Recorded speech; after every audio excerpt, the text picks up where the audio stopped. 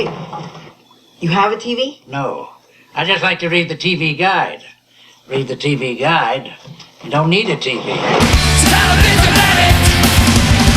Television addict! Television addict! Hello, everybody. Welcome to Wednesday. It's TV Guidance Counselor. As always, I am Ken Reed. I am your TV Guidance Counselor into 2018. Almost 4 years of the show, approaching year 5, and we're not stopping yet. God knows, I don't know why, but that's the fact. We're just gonna keep plugging along because there's more great people to talk to about more television, and I am not sick of it yet, which is very, very, very shocking to me.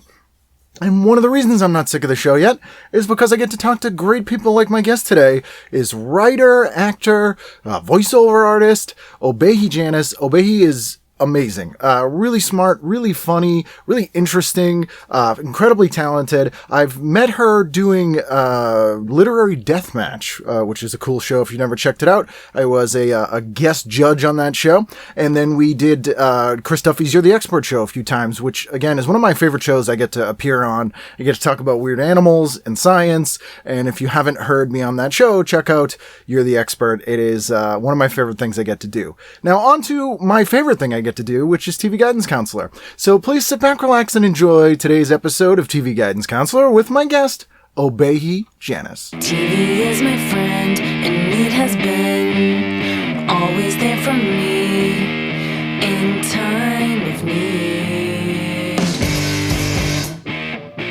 Obehi Janice, how are you? I'm good, Ken Reed. How are you? Good, thank you. I'm eagerly looking at your microphone technique as you are far more experienced than voiceover than I am. And I'm like, oh, she's got a different distance. I do. Yeah. She's well trained. How long have you been doing voiceover stuff? God, I've been auditioning for voiceover since like 2010, right. And then finally started actually booking work like 2 years ago. That's pretty good for just most to encourage everybody that it takes a freaking long time. Did you just start doing it as like an adjunct to acting, or did you specifically want to do voiceover stuff? Like, have you always been interested in that? I think that I always knew that I wanted to be a voiceover artist because I was really into Rugrats when I was younger, and when I found out they were adults, I was like, I'm going to do that. Yeah. Like, I don't care what that is, which is funny because my mother, who's from Nigeria, prohibited us from watching Rugrats because she said they don't speak English. And because they're doing baby talk? Because they're doing baby talk. And my mom is so colonial. My mom is so colonial and like just so proper with her English that she literally would turn it off when we were watching it after school. She wants you to have proper diction. And enunciation. She doesn't want us talking about, what was it? Angelica was all, you know what I'm saying? She didn't like the rap tour. She didn't like none of it. So it wasn't even like the characters, it was hearing them. Yeah, which weirdly, her insistence on that probably served you better as a voiceover person. It did. So that's really my love for it, is mostly cartoons. But now I mostly do like really boring stuff for like businesses. Well, you have an authoritative voice. Thank you. You have you have more of like almost like a movie trailer voice. I do. Like a character voice. Yeah, I'm trying to take that guy's job. I'm working on Don LaFontaine. I am. He is dead. So I do know that. No, I didn't. But I love how I was like, I'm planning to murder him, and you're like, he's already dead. My favorite voiceover trailer guy is a guy named Percey Rodriguez, and he was one of the few black actors on Star Trek. He was in 2 episodes of Star Trek. Canadian guy, but he did tons of horror movies, and he also did, most people know him from Jaws. He's the guy whose voice is like this, Jaws. And then he also did all of Terry Gilliam's comedies. Shut up. So he had like a comedy voice too that he would use. And it's funny what weird things he pops up in. Like sometimes he'll be like, peaches. Like it'll be like a weird. Like on commercials. Yeah, still. Or like the Dairy Association. Is he the Arby's guy? No, the Arby's guy is he's an actor, Ving Rhames. It's Ving Rhames. Yeah. Ving Rhames makes me want to go to Arby's. Yeah, it's a very authoritative voice. Rachel isn't good at IDing voices to people, and that's like one of my few talents. So like, there's a Alfa Romeo ad right now, and it's Lisa Loeb. Yeah. And she's not singing. She's She's just not singing. She's just speaking. Because that's I a wanna watch weird. that. It's so clearly her. Because that's a weird subgenre where they end up having musicians doing. Like Henry Rollins does a lot. I have been hearing his voice recently. Yeah, and for I like love it. Lincoln. Yeah. I wonder if it's just people who are like, this voice sounds Mm-hmm. familiar to me, even if I don't know who it is. Well, there is a quality. I think that a good voiceover is that. Like, Right. you don't... I actually get really frustrated whenever I hear John Krasinski advertise insurance, because I'm like, that's Jim. Yeah. And then I forget that I need to buy insurance, and then I'm just Right. thinking about Jim and Pam. It's way too identifiable. It's too identifying. Yeah. So it's a fine line. So I love doing VO because it's anonymous. Actually, Right. like, as an actor... You're never credited. You know what I mean? Never credited. Like, literally, I go in the booth and I leave. But I love the anonymity. And I think that, of course, like, I want to definitely do more, like, commercial work, Right. which would be more recognizable. But even then, it's still kind of cool where somebody's like, oh, hey, was that you? And I'm like, it was not. Yes. And, like, you know, I can be like, that was not, you know what I mean? Yeah. Don't. Did I sound like this? And No. I can just fake it. Yeah. It happens all the time. And I'm not going to say I lie. But I definitely, like, I remember you messaged me. You're Yeah. like, is that you? And I was just recognize like... you. Yeah. The thing is, like, I wasn't going to lie to you. Right. But often I'm just kind of like, yeah, You have a plausible deniability with voiceover, which is great. thank you. I like it. It's excellent. But it's funny when we were growing up, and I think we're roughly the same age. I think you're a little younger than me, but there was big actors that would do voiceover for commercials, like Donald Sutherland Yeah, was all over all the the place, time. and Martin Sheen was Pepsi, which is really weird. It is weird. And one of the biggest voiceover artists of the 80s, who's Ernie Anderson, Paul Thomas Anderson's father, was the voice of ABC. He was the guy who was like, tonight on the Love Boat. Shut up. Yeah, that's Ernie Anderson. He's from Lynn. He grew up in Lynn. He was a poor kid from Lynn and moved out to LA and became like the voiceover guy. Wow, Which is how Paul Thomas Anderson knew all the Hollywood people, because his dad was a voiceover guy. I love that because it also makes me wonder, like, being from Lowell, like, I've always tried to pinpoint when the quality of my voice became my voice. Right. Because now I'm literally trying to go back to, like, elementary school. I'm like, was it Mr. Cullen? Like, was I just listening to his cadence? Like, I still Right. can't figure out where I got the diction from. Because you know don't what have I a mean? Lowell diction. I don't have a Lowell diction. So now it's just like, it's like a mystery. And I think once I said, I think I have a mid-Atlantic tone. I don't even know what the frick mid-Atlantic actually is. So it's like Vincent Price is Middle-Atlantic. Okay. They're like, he's Okay. not quite British, but he's not... You know, the best example of Mid-Atlantic, and I don't know if this is like every actress who learned acting in the 30s through the 60s all must have gone to the same school because they all have the same way they speak. Raquel Welch is one of them, and Mary Tyler Moore, where they're like, oh, well, I don't know what you're saying. Like, it's like a Yes. very specific cadence that's sort of Mid-Atlantic-y. Yeah, and yeah, that's who I yeah. tie that to. But you're in a good company in Lowell. You got Michael Chiklis. Also Yeah, has I do. good diction. He has Corey good- Lewandowski. Who is that? He was the Trump campaign head who was fired for assaulting a reporter, who I have an ongoing Twitter war with because I keep Yay! every 2 or 3 times a week I tweet to him offering to that's so drive him to cool. prison for free. I'll give him a ride because he's teaching everything, and he's always like, "Fuck you." Where is he right now? He's at Harvard. He's a visiting. Ew, fellow. I hate him. Oh, he's a real scumbag. Yeah, he's a complete scumbag. Anyway, who else am I missing from Lowell? Jack Keroac. Dude, he's my uncle. Yeah. He's like my literary spiritual uncle. He actually like would meditate at the church that I grew up in. Really? Okay. So when did you realize like, oh, this is a real world tie to the place I'm growing up? I think it was going to boarding school in Greenfield, Massachusetts. Went to this Okay. all-girls boarding school called Stony Burnham School. And Greenfield, people know, is very rural. Very, very rural. But Penn Jillette's from there. Also very good voiceover Oh, guy. shut up. Okay, that's crazy. I Yeah. didn't know that. Yeah. I mean, like, having a little bit of the Western Mass in me then got me more reflective on Lowell. Right. And then I took, like, a 50s beat poetry literature class and then read On the Road, which is also, like, not my favorite book. But when I read it, I was like, oh, wait.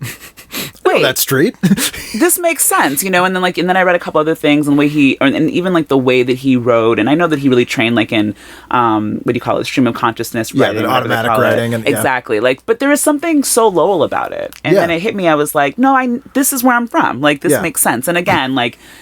He would never have known somebody like me. I mean, like, Nigerian immigrants didn't hit Lowell until the 90s, but there are strands of it, and especially to know that, like, I was like, I had my communion at St. John Dark Church, and then like know that he meditated there, and I'm like, that makes sense to me. You know what I mean? Like it's in that parade of immigrant communities that go through Lowell. So it was the Irish Americans, and they went through that That's church, it. and then it was probably someone The else after cycles that, of things, and then Nigerians, and probably Portuguese, and Filipino, and Cambodians, Laotians.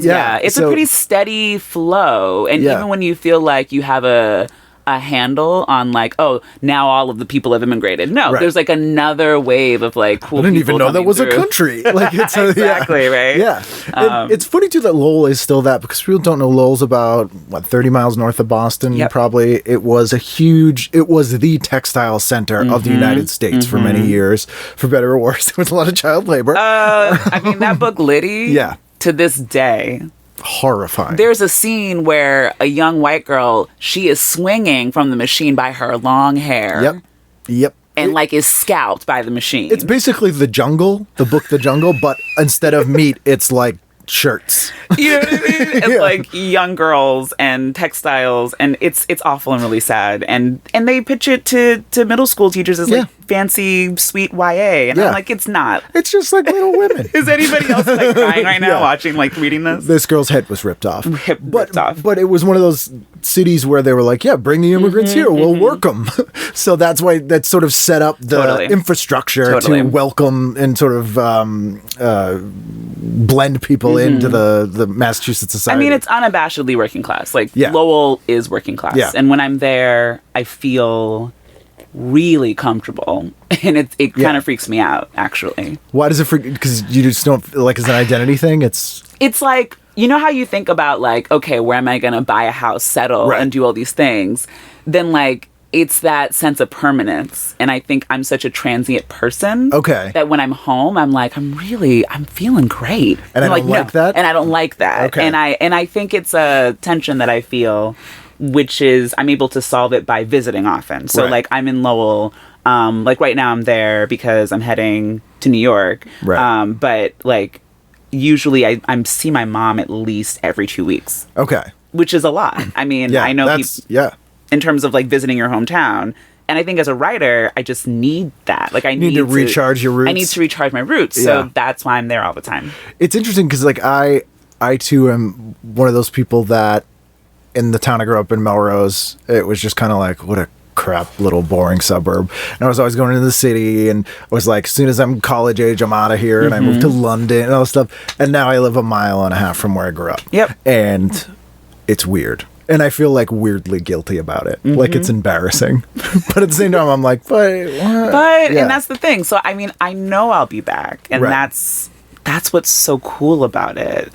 Lowell is interesting because it was one of the first places I remember too that was sort of reclaimed by the arts community. Completely. Where they've like taken over the warehouses. And I've mentioned on the show before, but Mill Number 5, which is like a weird post-apocalyptic indoor city. Where do you shop when you're there? I usually go to the bookstore is great. That like rare bookstore. It's great. The coffee shop is great. There used to have like a vintage toy store in there, which clearly by looking at the room we're sitting in now would be a place I would go. The record store. Record store is awesome. But things change there all the time. And I love the movie theater. And I've done shows there. It's great. The Luna. Yeah, the Luna's great. Yeah, I perform there. Yeah. It's fantastic. And it's just, you go into this warehouse and you go up to the 3rd floor and you're like, and the elevator is very 70s office building. And you're like, this can't be right. And then you come out of the elevator and it's like being in an underground city. Like they have like little LED twinkle lights on the ceiling. Like it feels like you're on an outdoor main street, but like in a set. It's really weird. It's weird. I mean, so I moved back home actually, like to Lowell after I graduated school in 2009. And I'm going to put it this way. I left for school. I left for college. So again, like I did boarding school, right? Yeah. But like I was still home in the summers. But imagine like you go to college and then you come back and then suddenly your city is cool. Yeah. And that was a really weird moment. So again, like plainly it was being gentrified. But the gentrification in Lowell is more like the artsy thing. Yes. So that's what happens. Like Mill Number 5 shows up and then I'm of a sentiment of like, this is bullshit. But also like, wait, this is really exciting. So I have found that, thank God, things have not gone up too much. It's more that there are just these like new things. And honestly, like Lowellians, not everybody is consuming it. Right. So it takes time. But then people are like coming in and then like they're telling me like, you're from Lowell, that's so cool. And I'm like, okay. So I think I have much more peace years later about it. Like, what's 7 years later? Yeah. 7 years later, I'm like, okay, it's cool. Like, I'm cool with Luna Theater. Like, I know Amelia there. I'm awesome. You know what I mean? So it's like when I meet more people and what they're about, I get really excited. They're not consuming old businesses and it's a true like refurbishment. Like they're going, this is literally an abandoned building. It was completely. That was built on little girls getting their scalps ripped off. Exactly. So like let's like take care of these ghosts and like bring good things to this really ghosty building. And sort of encourage blue collar working class people to indulge in the arts, which is something that we, you know, also having grown up that way, really we didn't get much of. Like it was if you wanted to write it was like, well, you think you're better than me? Hey, you go to plumbing school. You know, it was like a very, you may not have been encouraged to go to plumbing school, but I just used that as an example for what happened to me. But I was encouraged to just like go teach, I think. Yeah. You could speak, be a teacher. You're a good speaker. You're a really good speaker. You get the summers off, you get, maybe 22 grand a year. And actually, so my name is Obehi Janice, but I actually went by Janice from kindergarten to 8th grade. Really? I did. Yeah, because I was born, like, it was Janice Obehi and then, like, my government name. So... Weird. So you went by Janice Obehi. Janice Obehi, government name. Oh, that's how it worked in Nigeria? Well, it was more like my mom gave I'm the eldest of 4. My mom gave all of us J-O-U. So like our English name, a Nigerian name, and then our last name, which is my father's name, which is Nigerian. I see. Okay. So all your initials are the same. It's J-O-U, exactly. Yeah. So then among all 4 of us, we all use our English and our Nigerian names in different ways. Like for me and my brother, we both go by our Nigerian names first, and then my 2 younger sisters, they go by their English names.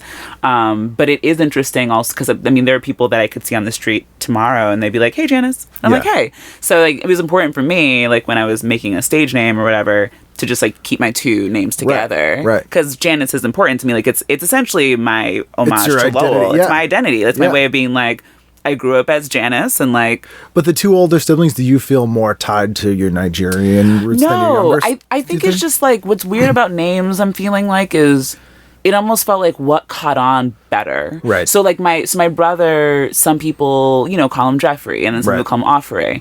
I only prefer nowadays Obehi. I just prefer it. But then my 2 younger sisters, Joy and Jacinta, it's almost like it's even within our family, we just preferred those names for them. It seemed to fit them more or something? To fit them more, yeah. And just it's like the sound and the cadence of it and then their personality. Have you ever been to Nigeria? I've been twice. Oh my God, I've been 3 times. Once when I was 5. Supposedly... So you remember everything about that? I remember everything. Yeah. Supposedly, I was really haughty and really snobby. Which makes you would be, though, at 5. You know what I mean? Like, you're... Yeah. It's funny. I think that's why I chose this issue, because 92... 5 years old was, like, a huge year for me. I actually do remember a few things, which is kind of insane. But that trip home was really interesting. And, I don't know. What I remember most was, like... being ushered to places, being told that is your uncle, that is somebody, and having and then to be like, but I don't know them. It's information overload. It was a lot of information overload. The second time that I went was when I was 18, and I just went with my mom, and that was like super, super helpful. My uncle was getting married, and I was just like, I'm just gonna go, like it's important for me to just go. And that was solid because I got to see like a real life Nigerian wedding, which is, I mean, Google Nigerian wedding and click like the first CNN link. They're epic and they're extremely excessive and too much, but was present for like the parading in of the so like a traditional wedding, so like the traditional and then like the white wedding, like a traditional wedding where she's dressed up in her traditional wear and like they have to challenge the husband to like pay a dowry and to like bring goat and Fanta and money. And if they don't have enough money, you have to go back and get money. It was really intense. Wait, Fanta? Fanta like soda. Fanta the soda. Fanta the soda. What? We drink tons of Fanta in Nigeria. Okay. It's like a huge, and it's a Coca-Cola product. Coca-Cola product. It's kind of like, but it's the glass one, not the can one, because everything tastes better in the glass. Orange Fanta. Okay. I drank so much Fanta when I was there. But I was like, 2000, maybe. Yeah, 2005, 2006. Christmas in Nigeria is a really big deal. So it was like a Christmas time wedding. So I was there for Christmas and New Year's. And the way they celebrate Christmas and New Year's is like intense. You know how like we have very like reflective, calm, help the poor, like holiday, reflect on the year, like Miracle on 34th Street, like everybody just gets all reflective. It's a party, right? So you'll leave like pots of rice at people's doors, like you're just like sounds like a weird prank. Damn kids, there's rice pots.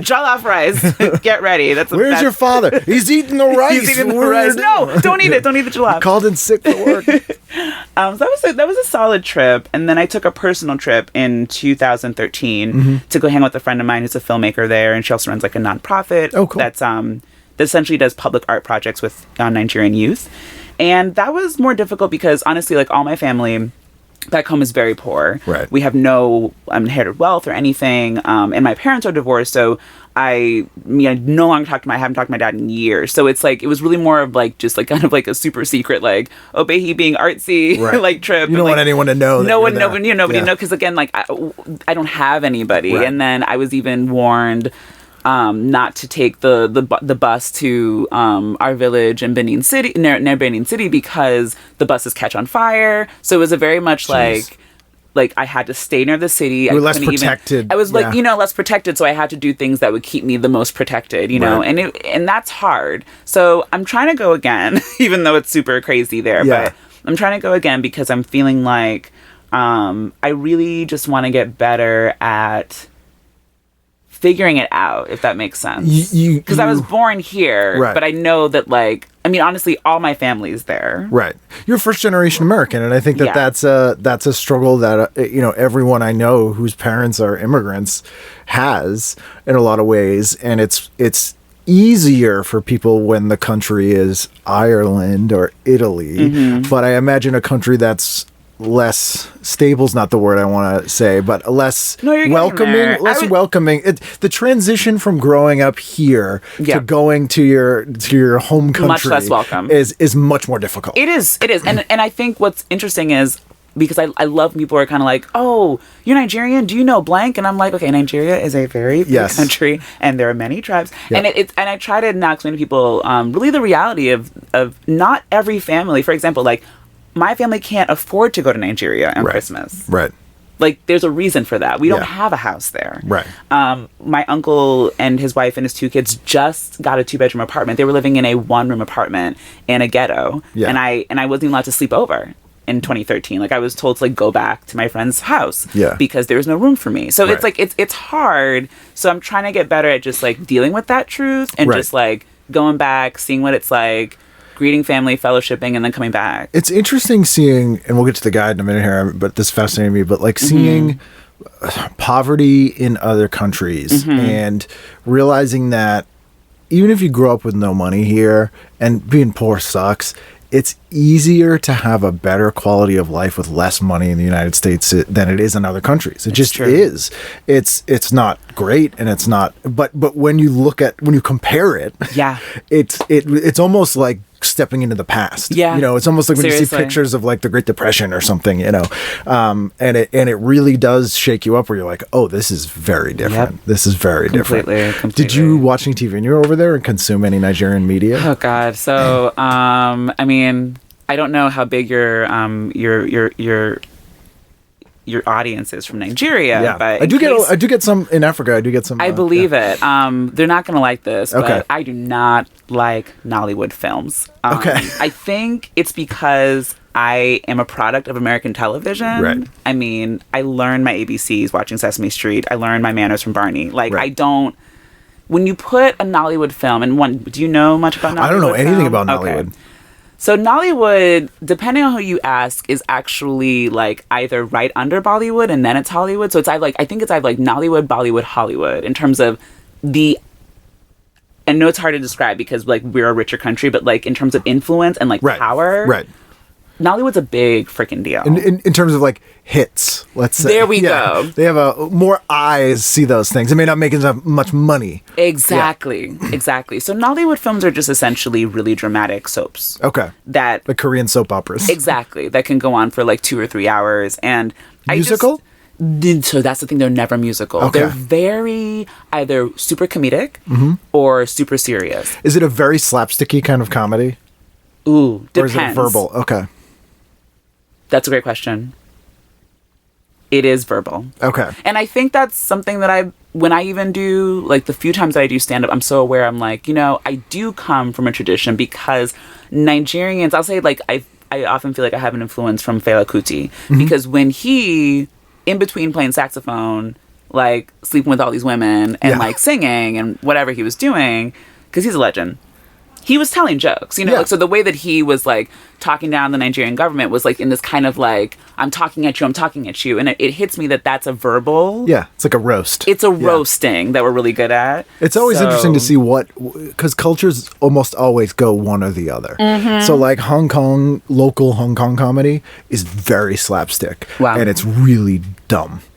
Like you watch it, it's literally like pointing at a fat guy and calling him fat. And then a guy's pants fall down. And that's like traditional Hong Kong, like local comedy. Wow. And so that stuff, and that's why that stuff tends to translate to other countries because you don't need to speak the language to get that, someone falling down is funny. Yeah. So, it makes sense that if the comedy from a country is predominantly verbal and is in a different language. No. So what it is, it's in Pidgin English. Oh, I see. Okay. And that's why I think it's so appealing to a lot of people. Like, so for example, like a lot of Caribbean people, like Haitians, Jamaicans, and then just essentially anybody in Africa, like Nollywood's a huge deal because it's the way that people are using the broken English to speak. It's the cadence. It's naturally funny in the delivery of all the lines. Okay. And it's never built around the fact that there's like a misunderstanding due to the Pidgin English. It's the cadence of it. It's the cadence of it. It's the way that the lines are landed or the jokes are landed or the way that people are kissing their teeth and like hissing or like kissing the teeth at somebody. Like it's these tiny little things that make the difference. Now, did you see that stuff when you were there or had you seen it here first? Well, I had seen some of it here and already knew I didn't like it. So then when I went back home, I kind of prepared myself for like, sitting in somebody's living room just being like, okay, we're going to watch a movie for 3 hours. I'm just going to zone out and just dream about something. I'm going to meditate. I'm going to meditate right now. She should sleep with her eyes open. It's amazing. So no, I'm not a huge fan. Actually, like the funniest thing, and this is across, the whole freaking diaspora, but between my people back home and even people here, I get asked a lot, when am I going to do a Nollywood film? So, like, no matter what I do, they want to know, when is that going to happen? Because that's when you've made it. That's when I made it. Yeah, no matter what you've accomplished. Everyone I know who's in the arts, their family has a weird thing that they will not recognize someone's success until they've hit some weird thing. And it's never like, you could be in a huge movie, they wouldn't care. But then it's like, if you're on Hollywood Squares, they're like, wow, I'm really doing it now. Like, it's everyone, they have this weird bar. And apparently it's an Hollywood films here. It's a Nollywood film. Yeah. Yeah, I was even told, like, Obehi, you can play the Black American. And I'm like, okay, no. Like, that's not... I love y'all, but y'all are really pissing me off. You made me come here to be the token black person? That's exactly it. In a black movie? In a black movie. That's very strange. It is really strange. Wow, that's very weird. When you go, do people ask you about, like, oh, are you, like, tell us about this show or this movie or something from America? No, because Nigerians... are very prideful and they love their stuff. Okay. So they want to know, do you know blank band here? Right. And if I say no, oh, Obehi, oh, America, she's here. And I'm like, I'm not trying to down my culture. I'm not willfully ignoring these things. There's a lot going on. There's a lot going on in my world. Yeah. I love y'all, but like I also have a life in the States. When you were watching stuff, so we had the fall preview here at September 12th to the 18th. I love this fall preview. Did you feel connected to any specific shows or alienated specifically to shows because they were so different from your experience at this age? Do you mean like here? Or? Yeah, like as like a family dynamic or things were you aware? Because some people, I wasn't like, this is nothing. Like, I just didn't even care. I didn't care. I think that, and it's like, maybe it's the way that I was raised. I don't know what it is, but I also feel like sometimes as a black woman, your perspective is to look up because you have felt so kind of like, it's almost, and it means super deep, but I would say even at 5, I was just very aware of like, I'm a young black girl. Right. So like you watch shows and you just keep an open mind. So you were gravitating. So, and this is media's moved in this direction where it's all aspirational now. And what I always miss is the blue collar reflective stuff. Yeah. And I always say that Roseanne was sort of the last great blue collar show. But even a show like Rock, it was around the same time, or which is about a garbage man. Those shows appealed to me more than everything else because I saw the humor was more natural because it was a gallows humor, and it was their family shitting on each other and busting each other's balls. But if someone from the outside does it, they're all united. It was a very specific thing, and there was a long tradition of those kinds of shows from the 50s. Totally. And there's almost none now. It's all aspirational, and and part of that was they shifted towards programming shows for tween girls. I know. Which is odd. Believe me, I mean, I'm not bookmarking CW shows. Yeah, no. On my lap. It's a weird time, and I'm aware of that too. Like, I love television, but there are just times where I'm watching it, and then something comes up, and I'm like, no, I'm shutting you off. You can't you can't tell me to look at that man's stomach. Right. I'm not looking at his abs. Falling for this. I'm not falling for that. Archie. Yeah. Riverdale quotation. Do you know what Riverdale's based on? Wait, it's based on the comic. It is, but the actual town in the comics, do you know what town that's based on? The guy who created the town is from? No. Haverhill. It's Haverhill, Mass. That makes so much sense. Haverhill is where murders happen. Yeah, but it's the guy who created Archie, based Archie on Haverhill.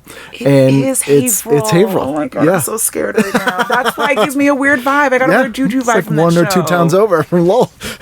Sorry, y'all, I don't visit Haverhill. Yeah, nobody does. I don't. Yeah, I'm sorry. no. My mom actually had a second location in Haverhill, and it's since closed, and I think it's because there's juju there. It's a weird place. Haverhill's like the Lowell that didn't get out from under the sacrifices that were made to whatever satanic force was in there. Because like Rob Zombie's from Haverhill. Like it's a very weird place. But then again, what's his name from Dancing with the Stars? The host, Tom Bergeron's from Haverhill. He used to be a radio DJ in Haverhill. That's where he started. I think it's just there's some scrappy. We're just so scrappy out here. It's very cold. It's a very cold place. It's the weather. Certainly the weather. So what's the first thing you did there? Did you go Saturday night with something? Yeah, I just I'm just loving this, so we have this TV guide with what is it, the fall preview? Yes. 92. September 13th through the 17th or something. Which is very exciting because any of these shows could be the next big thing that's on for 10 years. I love it. So I just loved first one, the little intro to their little preview that's says younger, hipper, funnier, TV's quest for fresh viewers. I guess I'm always interested in how things never change. Right. That's hilarious to me that I'm like, TV's quest for young, anyways. Part of it was funnier. Though for good reason in that 92 was the year that a lot of shows that started in the 80s that were staples ended. So Cosby Show ended. You had Cheers ending, Moonlighting, Miami Vice was ending, Dallas was ending. These shows that had been staples. So now they're saying the people aged out of these shows. We need new shows that are going to grab high school kids or whoever that we know we're going to get 4 years in. So 92 was a really weird transitional year, and you would see these shows that started in the 80s that you forget were still on in 92, like Falcon Crest or something, and you're like, this is an 80s show in the 90s and it's not right. And so it was a weird time where they were trying to figure out what the trend was. That. I think everybody did. I always feel like the 90s didn't start till 92. That's when we started, the things I think of as 90s, like Bicycle Pants and CNC Music Factory and all that kind of stuff started in 92. When was Bill Clinton's saxophone moment? 92. See, people don't believe me, but I remember when that happened. It was huge. I was watching it live with my mom. Yeah. That was the height of Arsenio. It was just a very, that was, I probably wasn't this aware then, but I definitely was oh, it's the 90s. You know what I mean? We're in it now. We're in a different, it doesn't feel like the 80s anymore. That's when you start to realize the 80s had a vibe. Yeah. When you realize it's not that anymore, and you're like, oh, it's nothing really now. But you just know that it's different, and that's what 92 was like. And 92 is also when Nirvana, that's true. And so hair metal died, and hip hop started becoming much more mainstream. And it was it NWA? first record came out in 92, I think. Possibly. So it was a really weird cultural shift year where it was just all this new stuff was like burning everything that had come before it. And so I don't think you can plan that kind of thing, but for whatever reason, that point in time was like, this is the year that will happen. It was like 1962, in that I always think the 50s kind of went from like after World War II to 1962. Wow. And then it's like that weird thing where you're like, no, it's different now for whatever reason. But I love it. Weird cultural study stuff. No, but actually I studied culture in college, so this is like always my what I favorite vibe thing. on. I mean, Saturday, I just felt like I would definitely have just a real black night. So, page 10 and 11. Yep. This like really, I love this like kind of, they're sharing 2 pages, like this kind of double fold. Here and Now. Yep. So, and then at 8 p.m. And then at 8:30 is Out All Night. So these are NBC's. I've never heard of these shows. Out All Night, I watched. That lasted a couple seasons, maybe 2 seasons. Vivica A. Fox was the first thing I remember seeing her in. It may have been the first thing she was in. Patti LaBelle was in it. It was like basically her amazing. show. Yeah. Okay. And Here and Now was Malcolm Jamal Warner's show. After Cosby ended, it was like, he's going to have his own show. It's going to be his different world. Wow. And it didn't last more than half a season. It just didn't. Why? I think that Because I have thoughts. I like Malcolm Jamal Warner. Same. I don't think he's a protagonist. Yeah, he's not a leading man. No, Yeah. because he doesn't have. You're not concerned for him, and you're also not cheering him on. Like, you don't want to see bad things happen to him.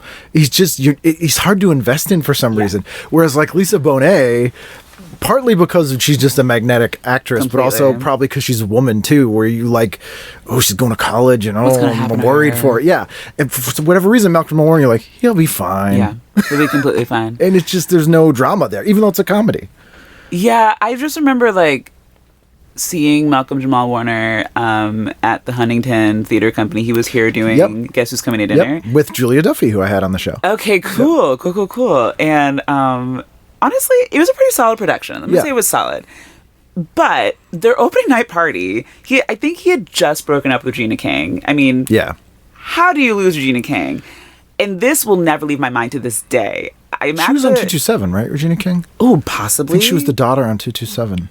Possibly. So he might have known her since the NBC Oh days. my God. I mean, I just am like, how did they, Yeah. don't let that woman go. But he like wrote a poem about their breakup and he like performed it. And I'm like, get this man off the mic. He has not healed yet. We don't need... And that was right before all the Cosby stuff broke, which he Right before. definitely would have known about, and definitely would have been Thank you. like, oh, no.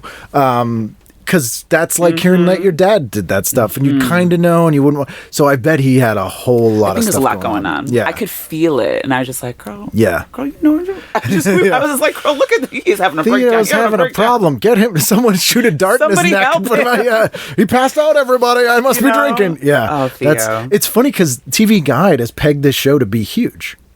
So they say, yeah, they say. So the premise is Warner plays a grad student. Excuse me, in psychology, who works in Manhattan Youth Center and lives with his father's war buddy. No, that's the problem. Graduate school isn't interesting. No, it isn't. Because you're like, fuck that kid. Some of it is you're an adult. Who cares? Like, you're not figuring stuff out. And also, like, so few people I knew went to grad school. It seemed like such like a hoity-toity thing. Totally. But its strong point, Warner learned more than a few things about charm and comic timing from his TV dad, Bill Cosby. Won't touch that. Weak point, the show picks up Cosby's worst trait, sermonizing. I'm here to try to make a difference, it has in quotes. Competition Fox's Cops and 2 fellow freshmen ABC's Covington Cross, which did not work, which was a dramedy set in medieval times. Bottom line, it would have to be pretty awful not to be a huge success. Wow. Hey, everybody. It was not a huge success. Here and now. Yep. And then they pegged Covington Cross to be a big show, too, because they said it's just the ticket for Beauty and the Beast fanatics, because that show had just ended. Oh, Yeah. my God. Wow. And then Out All Night was, if I remember, I'm misremembering it, but LaBelle owns a dance club and apartment building and plays unofficial mom to her young manager and tenant, Yeah. Morris Chestnut. He's fine. He was the big name in this because he had just come off Boys in the Hood. Exactly. It makes me wonder how many black women were actually watching that night. Saturday night's a notoriously bad night for anyone that's a desirable viewer because they're out or they're just not watching TV at 8 o'clock on a Saturday night. And it's kind of the night they should put stuff on for kids. Exactly. Because that's who's watching TV at that time. They're babysitters and the kids. 92 is when SNICK started on Nickelodeon, which was genius because they had not done any nighttime programming for kids on Nickelodeon. It was Nick at Night. That's amazing. So 92, they decided Saturday nights will be 2-hour block for what became tweens and debuted Clarissa Explains It All. Rugrats aired in that spot. Ren and Stimpy, Are You Afraid in the Dark? Adventures of Pete and Pete. Roundhouse, which I hated so much. I'm sorry, everybody. And you know I hate Roundhouse. It was... Roundhouse was if you took In Living Color... decided to make the Fly Girls in all the sketches and also make them really white. Oh my gosh. I think I actually... It's a real bad show. And they would sometimes do dramatic sketches. So it's like a sketch comedy show. It was like the worst night of improv you've ever seen. Oh, no. Where you're not even mad. You just feel sorry for everybody. It was like that. And it only lasted the first year of SNICK. Wow. But it was really like, oh, we can program for these people on a Saturday night. That's who's home. And that's why Here and Now and Out All Night did not work at all. Aren't working. But I'm curious to check out Here and Now again. I remember watching Out All Night. And then Crossroads was on with Robert Urich, who was Spencer for Hire. Again, another show that ended, in 88. So they're like really trying to use people who, I think what they were trying to do is get a recognizable name from an 80s show to get the older people and a new young rising star. So that's why they're like, it's Morris Chestnut and Patti LaBelle. Got it. It's Malcolm Jamal Warner and Sean Weiss, who was in, I think, Heavyweights at that time.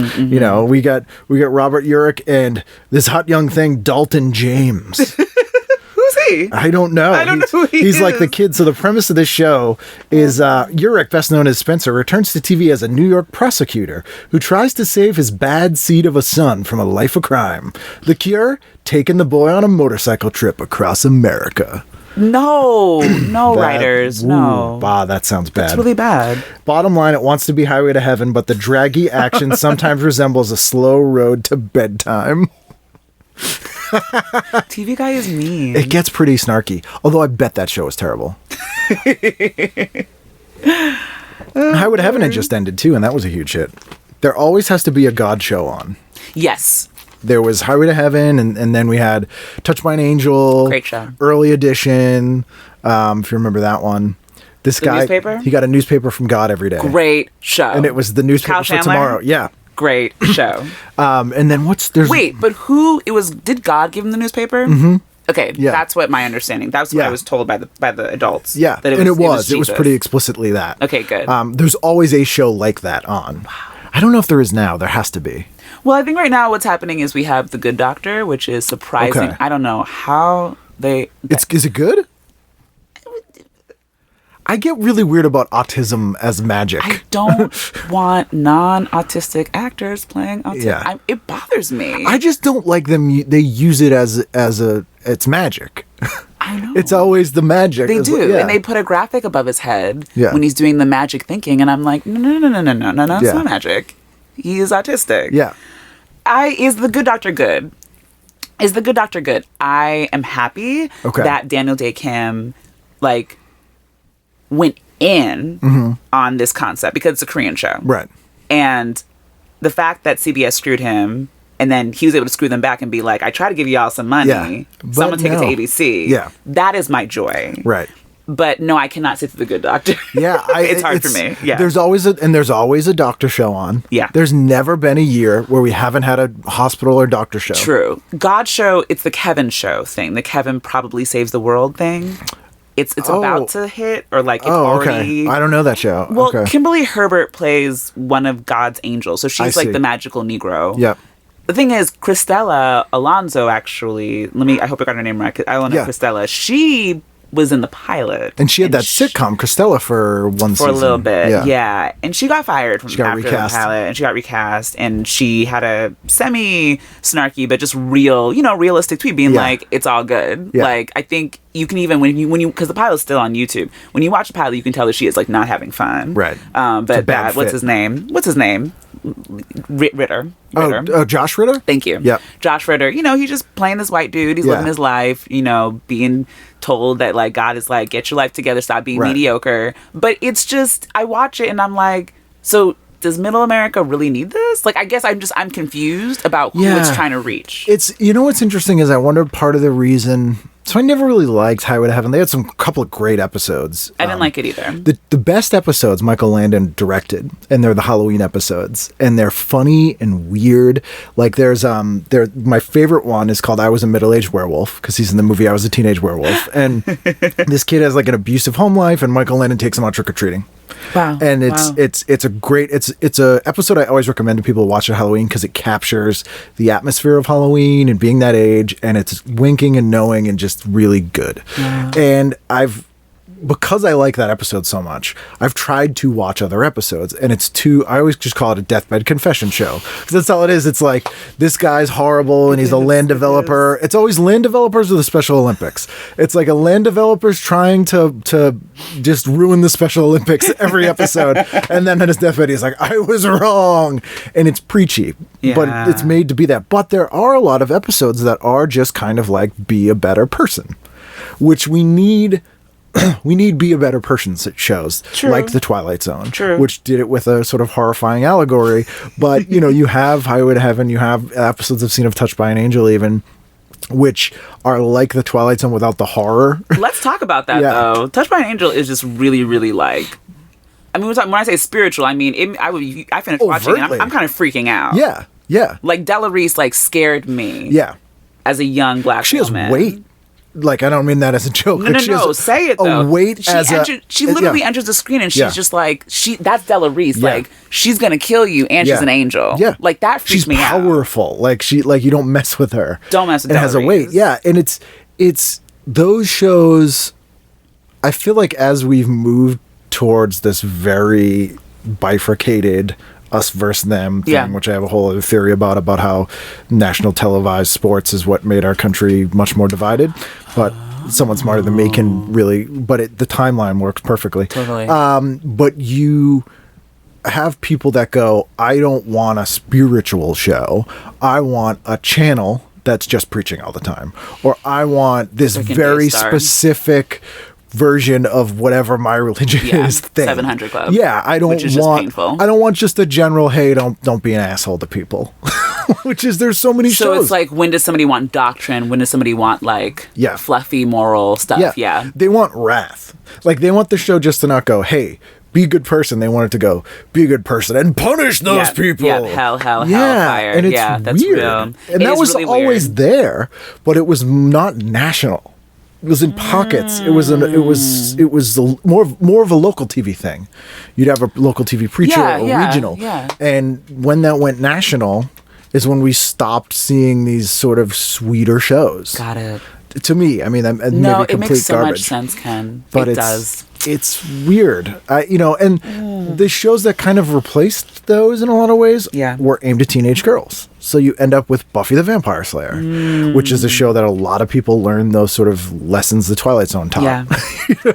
Which is weird. It is weird. Like I this year especially, because I've been way too reflective on stuff for a wide variety of reasons. I mean, 2017. Year reflection. I was like, we were better people because we had Mr. Rogers. We were better people because we had Reading Rainbow, we were better people because we had Jim Henson and shows like Dinosaurs. And Sesame Street was actually on PBS. Street, yeah. And it was like, I get that parents should parent, whatever. But those shows are what gave me a moral compass. Yeah. You know what I mean? Not I've never been religious, and my parents certainly were not that they were like totally immoral, but they weren't teaching me those lessons, you know? Yeah. And I'm like, where do they get that now? Because the shows, there's good kid shows. I love Adventure Time. They're okay. But they're not. Yo Gabba Gabba Yeah. does not because that's what my little crazy, my little godsons and all them. I show them the shows, right? Like Doc McStuffins and blah, blah, blah, and They're Yo fun, Gabba Gabba. kid They're shows, fun. The Builder, but even like that dumbass show Caillou, that would piss me. Because I'm just like, that little boy is saying nothing. Yeah. He is a mean big brother, and it hit me. I'm like, see, but Mr. Rogers can literally like talk to a puppet, and then like your whole world expands, and you know that people are good, and that you can just like chill for a second, take your time taking off your shoes when you get home. You don't have to like get on your computer. Right. Like it's these weird. It's slow. It's slow and intentional, and we don't have that. No. And we don't have, and it just hit me when you said this now, we don't, and again, I don't watch a ton of kids shows now, but we don't recognize bad stuff as much in kids media. So there was a lot of scarring things that we saw as kids. Yeah. But I think in a good way, it said, yeah, there's terrible stuff. It exists. You're not wrong. You should be scared, but you're okay. Mm-hmm. And that's a much different message than, don't worry about it. Nothing to see here, which I think a lot of it kind of is now. Which is, I mean, who knows if that's better or not. Well, when it veers into escapism. At that age. It's rough. Yeah. What are you escaping? That's the thing. Yeah. Yeah. But even Rugrats is a sweet show. And Rugrats was, the menace was, the older sister who, which is a legitimate menace. Like, she's truly mean to those kids. An awful person. But, no one's going to die. But it's not all fun. Mm-hmm. But that's the thing. Like, and then there were amazing gender and social dynamics in Rugrats. Yeah. So, like, no, it's like you were watching things that actually had depth. I felt like. Well, there's a Jewish character. Yes, that's what I love too. Yeah. I mean, there was no shows that had like a Hanukkah episode, and if they did, that's how I learned about Hanukkah from Rugrats. Yeah, same. We had one Jewish girl in my school, Sarah Fried, who they like forced to bring in a dreidel at the holidays, and like I felt even at the time I felt bad for her because it was like we're checking a box and putting you on the spot at the same time. It's like an extra bad. Really did that? Yeah. Tell them how to play dreidel, and it wasn't like she was like, I'm so proud of my culture, and I'm going to show you dreidel. It was like, we do a weird thing that you think is weird, and we don't get, and here's the thing, and I'm very, it was like just horrible, and it didn't present it that way. Yeah, which I liked, but that's just me. Did you go with The Edge that night at 9? I did. I did go with The Edge. I loved The Edge. What's the description again? So The Edge was a sketch comedy show. It was Julie Brown, who I love. She's still great. She got famous for an album she put out called Trapped in the Body of a White Girl that had a song called The Homecoming Queen's Got a Gun. I have to look this up. It's great. She started as a stand-up in the clubs in L.A. and would do like these weird parody songs. And Homecoming Queen's Got a Gun is like a weird 50s doo-wop song about a homecoming queen that shoots everybody at her prom, and she had this video about it, a music video that was kind of a weird novelty hit, and MTV hired her to host an afternoon show called Just Say Julie, and they let her do whatever she wanted. You have to play this video and this video, but in between, we don't care what you do. And so she had her and her friends, Allie Willis, who I've had on the show, and Stacey Travis, who's been on the show. Yeah. They just did a weird ass show. And it was just all women, and it was really kind of snarky and funny and strange. And so she had made a name for herself doing that. And so they gave her own sketch show on Fox called The Edge. Huh. I really would have liked to have had permission to watch The Edge, because they claim to be what? Like, kind of in living color? They say it's no In Living Color, it's no SCTV, it's no Saturday Night Live, it's no hit. I just feel like then my gripe, if I want people to actually know their history, is like they try to do that In Living Color reboot, and I wouldn't even say it failed. It just like never even really got on the air, really. I feel like In Living Color, which is the show I liked when it was on, but I'm horrified by it when I revisit because it's so hateful and lazy. Like, I don't know if you like Handyman's the example that I always use. It's who played that? Damon Wayans, and he was a handicapped guy who was a superhero, and the joke was he's a handicapped guy. Yes. That's it. It wasn't about like he gets the upper hand, everyone treats him like he's a stupid, and it was just laugh at a handicapped guy. Yeah. And so many jokes on that show were that. Laugh at a gay guy, laugh at a Jamaican guy, laugh at it, and it wasn't, and I get that it was fairly revolutionary, and that it was a prime time, mostly all black cast, with a couple of exceptions like Jim Carrey. All of color, mostly except for Jim. Yeah. But it just, something about it, it's sort of hateful and angry in a lot of ways. I feel you. I think that like that so black humor through sketch was really what was interesting to me about it. Was like I knew that I was watching just really intense stuff. Yeah. Like I want to say I want to imagine their writer's room, but I also don't want to. Yeah. Because I think in some ways too, like when I think of the Wayans and their longevity in Hollywood, I think too of just this kind of a rudeness. Like it's just like an unabashed like we're just gonna be this is who we are, and like that's it. And I think it belongs for that time. I think that for me, I was always struck by the Fly Girls. Like the fact that they were completely sexualized, but they were just like real black and brown. I mean, like J-Lo, like so Latina. Like it was just like she's not going to apologize for her booty, right? And like, not doing a sanitized version of what they were probably doing in clubs and that kind of stuff. Exactly. It was sort of shocking. It was shocking to see them shake like that. Yeah. So it's empowering. But my concern when they try to bring it back, I'm like, what were you trying to bring back? Yeah. So that's what I mean is like even the comparisons to, but I'm always interested in like when something is brought up and then you're saying it's no SNL. It's no. Yeah. So what were you all trying to be? Right. And that's where I get so confused. So many things to me are a time and a place as well as a thing. Mostly with music. Like when people have like a punk band now, I'm like, you understand that's not a musical style as much as a time and a place as well. That's good. So, You're right. and hip hop I think is like that in a lot of ways too. And when I'm like, it was at this time you were doing new stuff, and the nature of the stuff you were doing having never been done before, or breaking through to different audiences that had never seen anything like that. You can't do that again, and that's just as integral to the genre as what it sounds like. And so I think that's part of what In Living Color was. It was, nothing was like that on the air, especially on a major network. And I loved I'm Gonna Get You Sucker. I loved that movie. And so when and I'd seen that movie before In Living Color happened, so I knew of like the aesthetic of the Wayans, and it wasn't that, and that's what bothered me. And I also love Robert Townsend, and I loved Hollywood Shuffle. And classic. I wanted Hollywood Shuffle, and that's a smarter, more insightful humor, but from the same place. But Hollywood Shuffle, it didn't make money like that, did it? God, no. It was a huge bomb. And that's why I'm like, I wanted Robert Townsend to have the career that the Wayans had. I think the fact that I know people that don't know who he is, I'm just like, that says a lot. Or if they only know him from Meteor Man or something, which actually isn't a bad movie. Or from his time doing that Disney movie. Yeah. The black superhero Disney movie. Yeah, I mean, that was Meteor epic. Man. Yeah. There was another one. Was there another one? There was like Up and Away. Oh, he just directed it, right? And he was in it. Okay. That was a good movie. He directs a lot of stand-up specials now. And he does? I know that.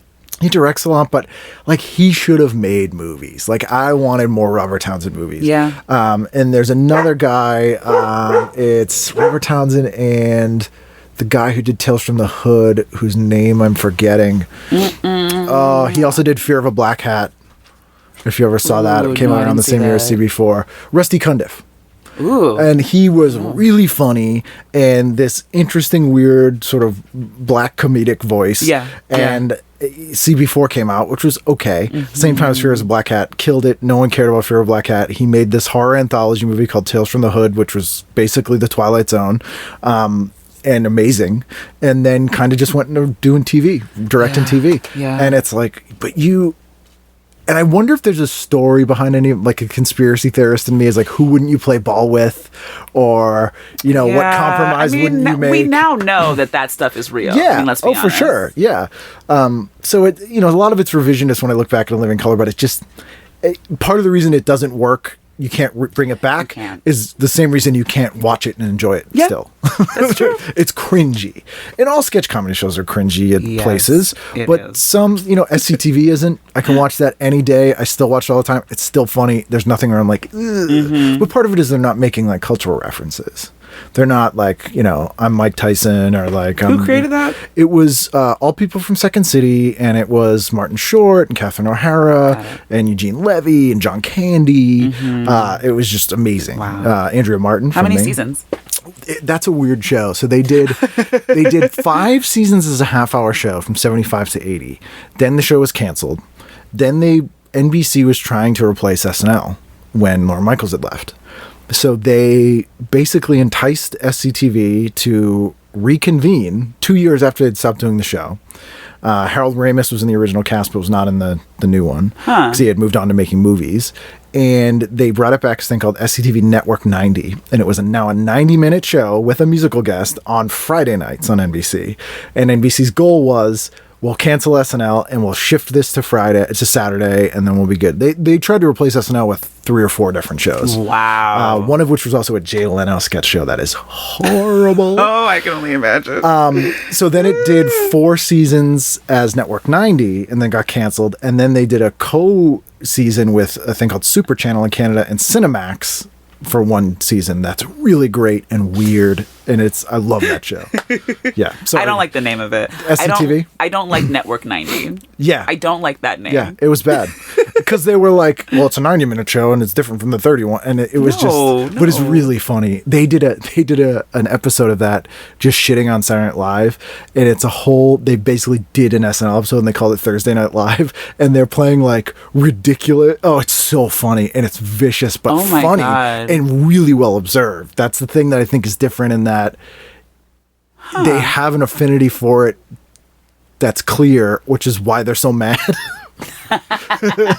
Because Catherine O'Hara was on SNL and quit before she made it onto a single episode because she was treated so badly. So she went back to SCTV, and so she was like, "I was there and it sucks," And so she was like, "It's terrible." She was there when Lauren was there.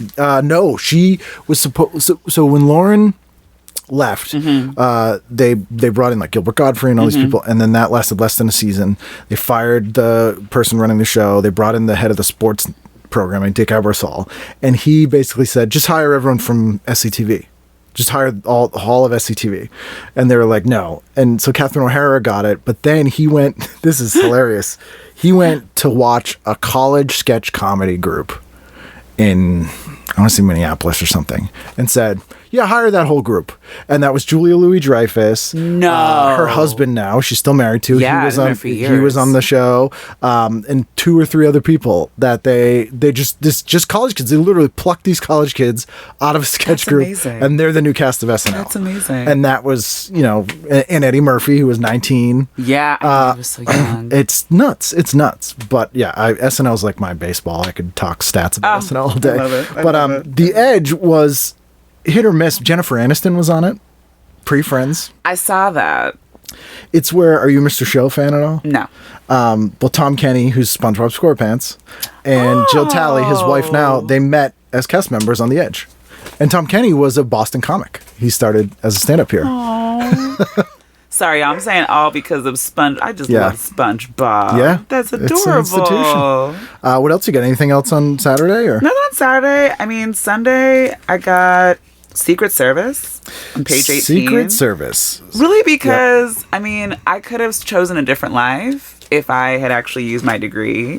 What's your degree? My degree is in foreign service from Georgetown University. Oh, okay. So Yeah. you could have been a CIA. Could have been a CIA agent. Like, I still have friends this day. Like, you'll text them, and I'm like, "How's work?" And like, it's a weird conversation. Were you approached? Like, did you get? So I was never approached because towards the end of my time there, I was like super depressed and just like not into my studies, and I had stopped getting the grades that would have like given me like the Marshall Fellowship or the Rhodes or any of that, and I stopped getting courted by things. Yeah. But my friends did, and then I think I knew senior year I was not going to take the exam to join the State Department. I had a feeling that life would be really, really sad for me. It sounds terrible. It does sound terrible, especially now to work under this administration. I feel for my friends. Like, I just don't.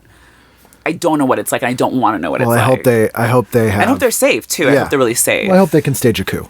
Did I say that? Somebody do it, please.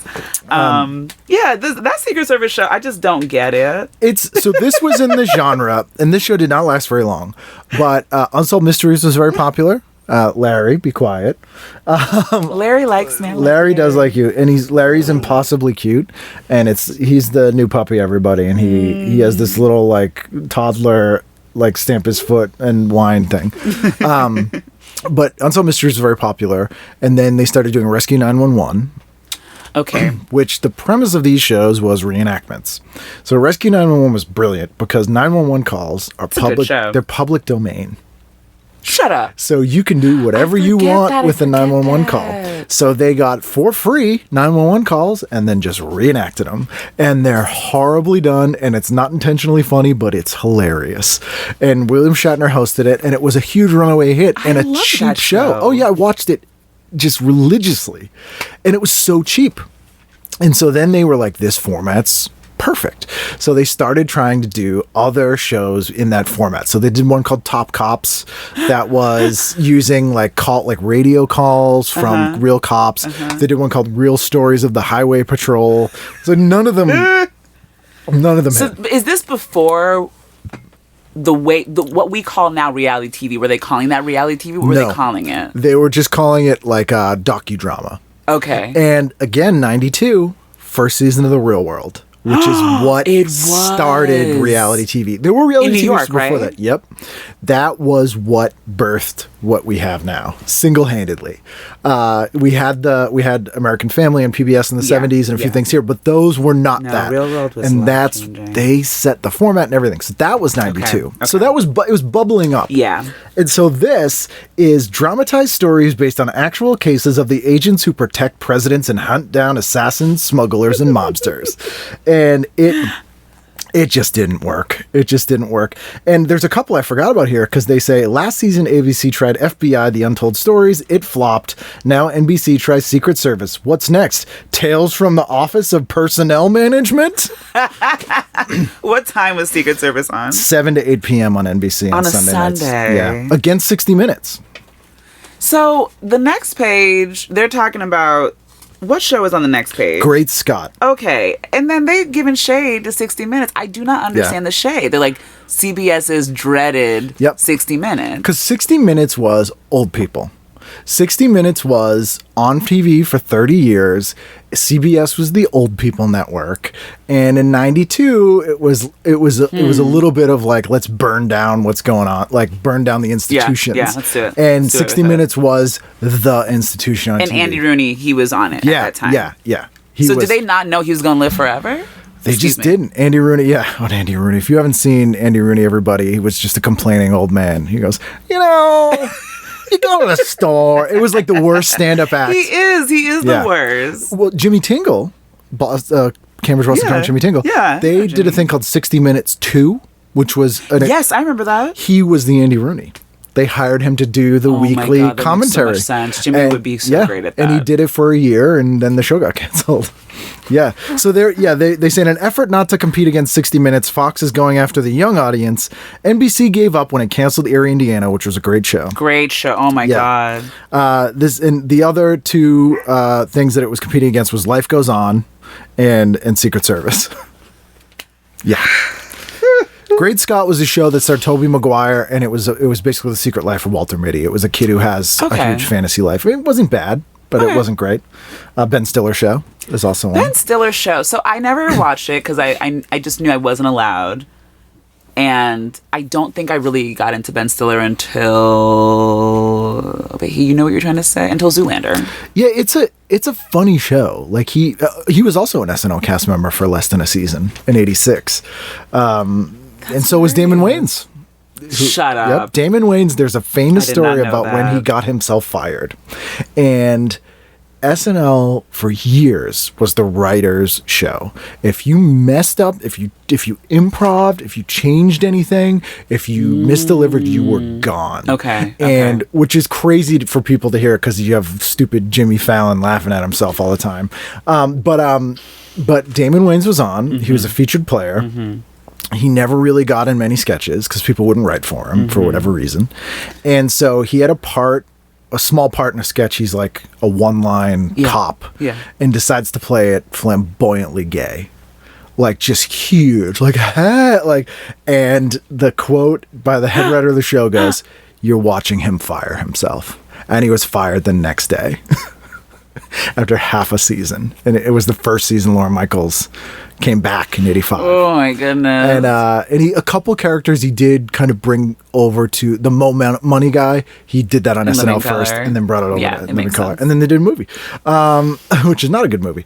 And so it was these people who had small connections to SNL. Ben Stiller, Damon Wayans, they were all sort of kind of coming back to take on SNL, which was sort of long in the tooth at that point and was at a low and then ended up resurging. But they were all like, I'm going to take them on. And it didn't work. And the Ben Stiller show it's very of its time. There's sketches that are really dated.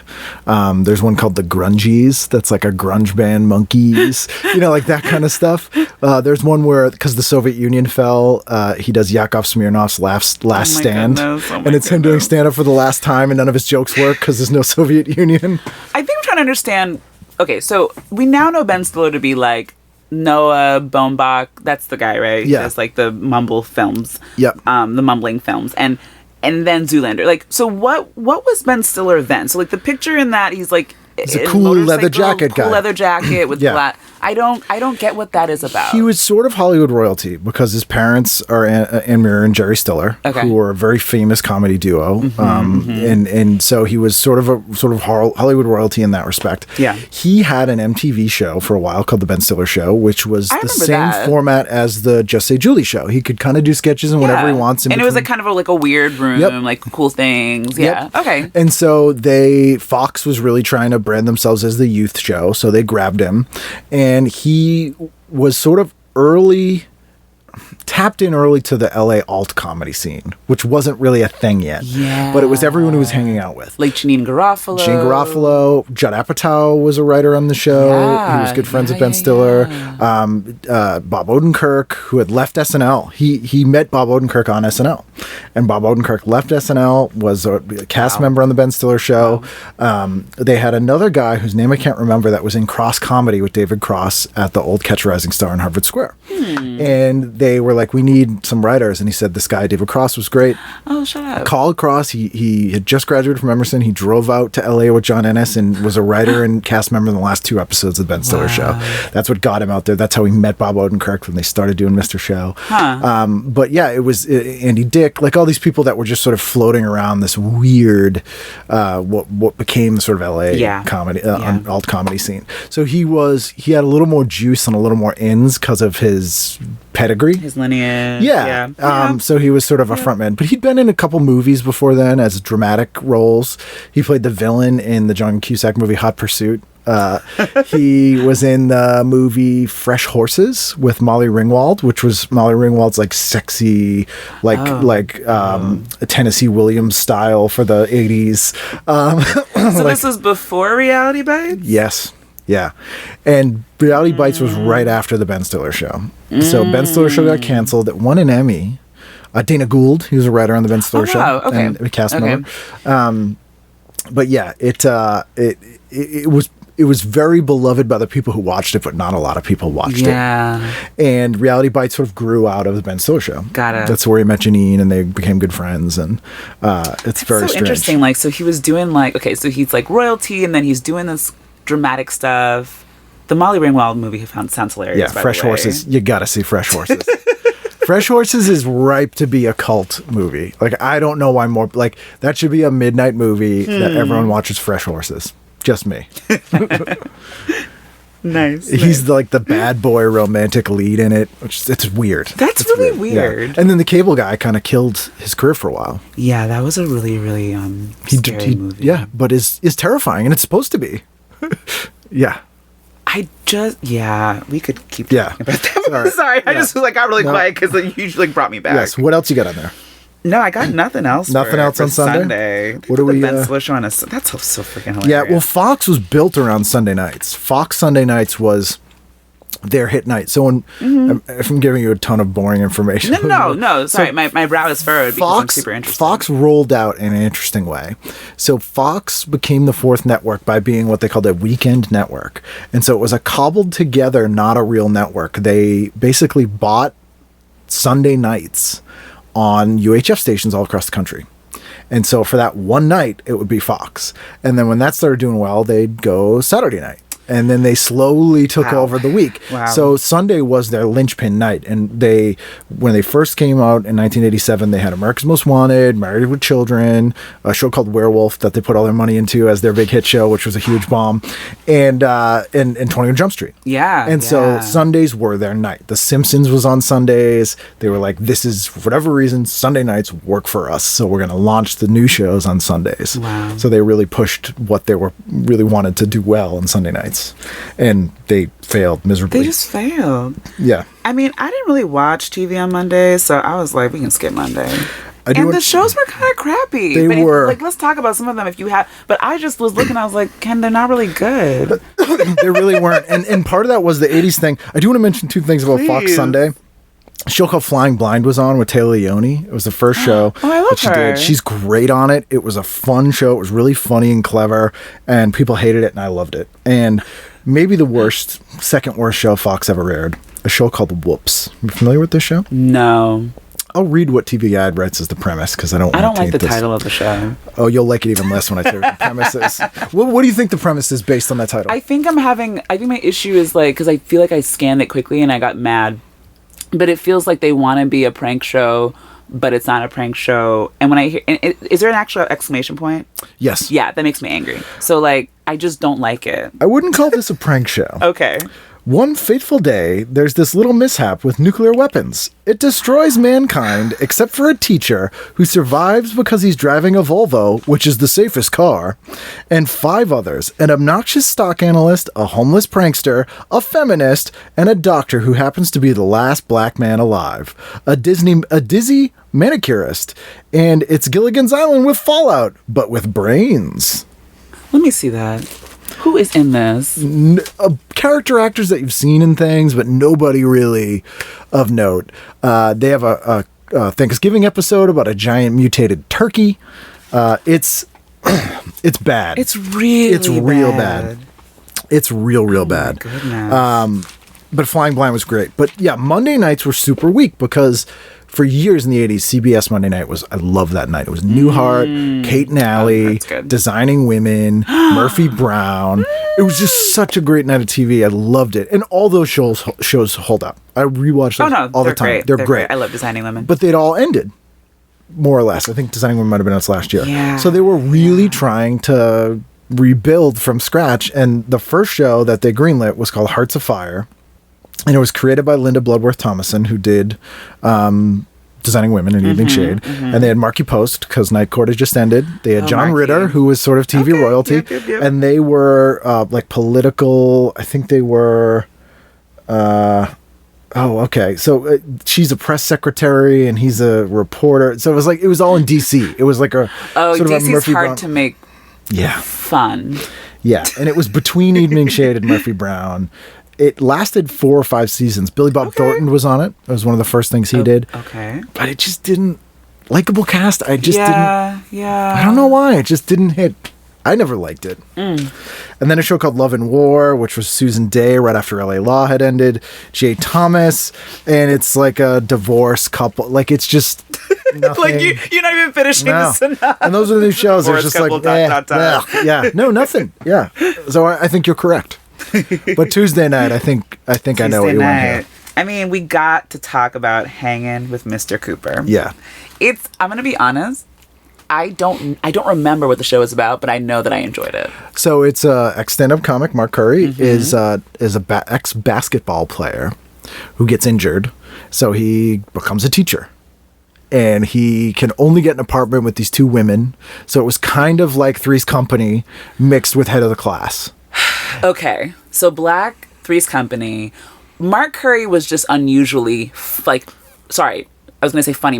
Friendly. Yeah, he's just very a friendly likable guy. Yeah, and just like the least menacing person ever. That's it. Yeah, that's it. Yeah, just like he could be my uncle. Yeah, he's just like Uncle Mike Curry, but then also just like, but what are you doing with your life? I think I was just confused about like, was he a man-child or like that's what it was too, right? Was he a man-child? Sort of, because he was like used to be a basketball player, you know, so he just wants to have fun. Okay, but he's not like he's sort of hitting on women, but it's not like that's not. It never felt like it was super sexual. Yeah, it was. Like, it was very neutered.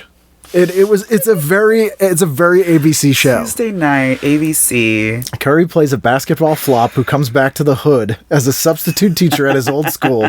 He shares a house with Lewis, who had just left a different world, which had just ended, and his unrequited amour, Robinson, is Holly Robinson Pete of 21 Jump Street.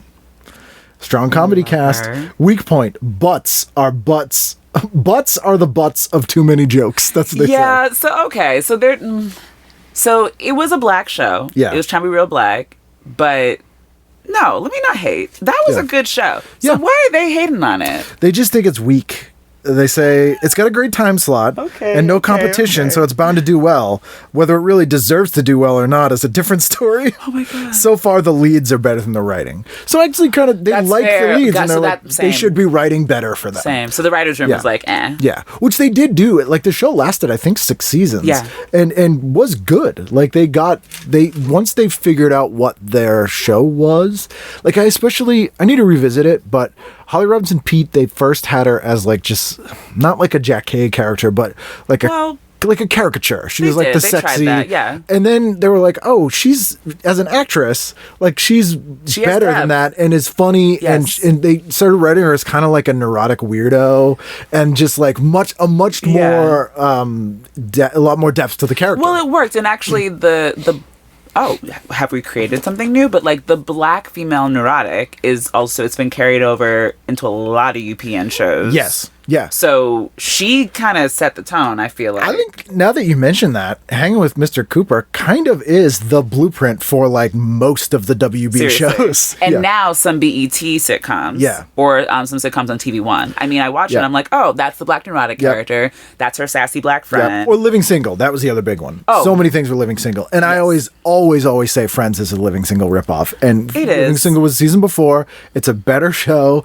And it's just ripped off and sanitized by Friends. Well, I think that's why you saw I was smirking when you said Jennifer Aniston. I was like, like I just have this forever hatred. I can meet her now and be like, I love your Aveeno commercials, but chick, y'all made some money off of black people. Oh yeah, for sure. It really did that. Yeah, and Living Single's great. It's a great show. Class of 96 is on, which was a really interesting. Yeah, what is that? So you're like, Ken, why is it Class of 96? Because we're looking in 1992. The premise is it's college, and every season we're gonna go freshman year, sophomore year, junior year, and in 96 they graduate, and the show lasted half a season.